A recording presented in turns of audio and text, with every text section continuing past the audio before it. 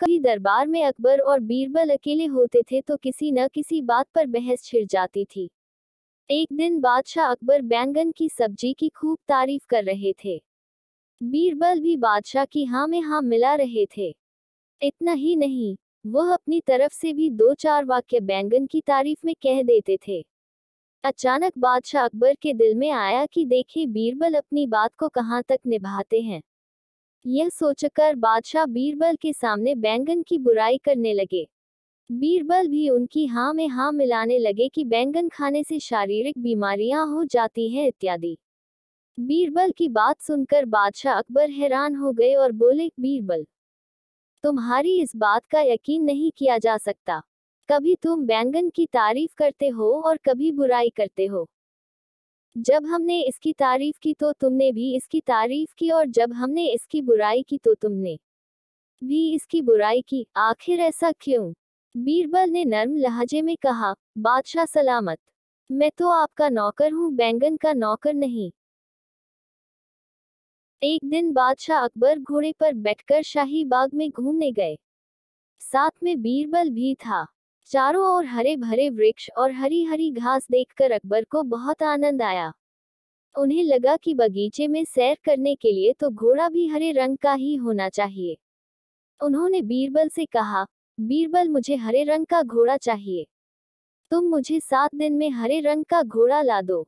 यदि तुम हरे रंग का घोड़ा न ला सके तो हमें अपनी शक्ल मत दिखाना। हरे रंग का घोड़ा तो होता ही नहीं है।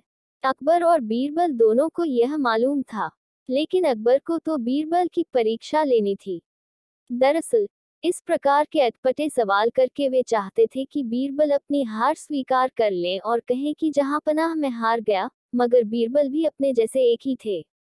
बीरबल के हर सवाल का सटीक उत्तर देते थे कि बादशाह अकबर को मुंह की खानी पड़ती थी।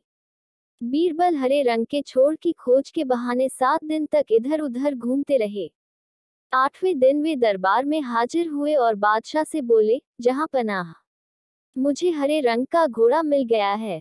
बादशाह को आश्चर्य हुआ। उन्होंने कहा, जल्दी बताओ, कहाँ है हरा घोड़ा? बीरबल ने कहा, जहां पनाह, घोड़ा तो आपको मिल जाएगा। मैंने बड़ी मुश्किल से उसे खोजा है, मगर उसके मालिक ने 2 शर्त रखी हैं। बादशाह ने कहा, क्या शर्तें हैं? पहली शर्त तो यह है कि घोड़ा लेने के लिए आपको स्वयं जाना होगा। यह तो बड़ी आसान शर्त है। दूसरी शर्त क्या है? घोड़ा खास रंग का है, इसलिए उसे लाने का दिन भी खास ही होगा। उसका मालिक कहता है कि सप्ताह के 7 दिनों के अलावा किसी भी दिन आकर उसे ले जाओ। अकबर बीरबल का मुंह देखते रह गए। बीरबल ने हंसते हुए कहा, जहां पनाह, हरे रंग का घोड़ा लाना हो तो उसकी शर्तें भी माननी ही पड़ेगी।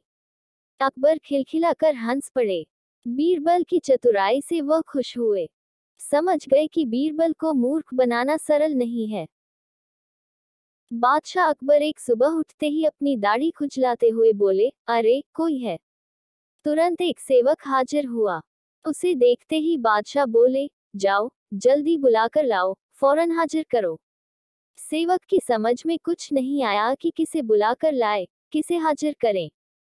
बादशाह से पटल कर सवाल करने की तो उसकी हिम्मत ही नहीं थी।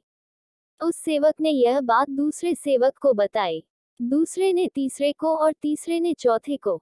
इस तरह सभी सेवक इस बात को जान गए और सभी उलझन में पड़ गए कि किसे बुलाकर लाए, किसे हाजिर करें।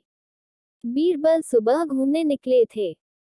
उन्होंने बादशाह के निजी सेवकों को भाग दौड़ करते देखा तो समझ गए कि जरूर बादशाह ने कोई अनोखा काम बता दिया होगा, जो इनकी समझ से बाहर है। उन्होंने एक सेवक को बुलाकर पूछा, क्या बात है? यह भाग दौड़ किस लिए हो रही है? सेवक ने बीरबल को सारी बात बताई। महाराज, हमारी रक्षा करें। हम समझ नहीं पा रहे हैं कि किसे बुलाना है। अगर जल्दी बुलाकर नहीं ले गए तो हम पर आफत आ जाएगी। बीरबल ने पूछा, यह बताओ कि हुक्म देते समय बादशाह क्या कर रहे थे? बादशाह के निजी सेवक, जिसे हुक्म मिला था, उसे बीरबल के सामने हाजिर किया तो उसने बताया, जिस समय मुझे तलब किया उस समय तो बिस्तर पर बैठे अपनी दाढ़ी खुजला रहे थे। बीरबल तुरंत सारी बात समझ गए और उनके होंठों पर मुस्कान उभर आई। फिर उन्होंने उस सेवक से कहा, तुम हाजाम को ले जाओ। सेवक हज्जाम को बुला लाया और उसे बादशाह के सामने हाजिर कर दिया। बादशाह सोचने लगे, मैंने इसे यह तो बताया ही नहीं था कि किसे बुलाकर लाना है, फिर यह हज्जाम को लेकर कैसे हाजिर हो गया।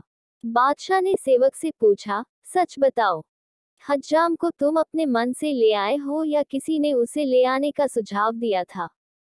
सेवक घबरा गया, लेकिन बताए बिना भी तो छुटकारा नहीं था। बोला, बीरबल ने सुझाव दिया था, जहां पनाह। बादशाह बीरबल की बुद्धि पर खुश हो गया।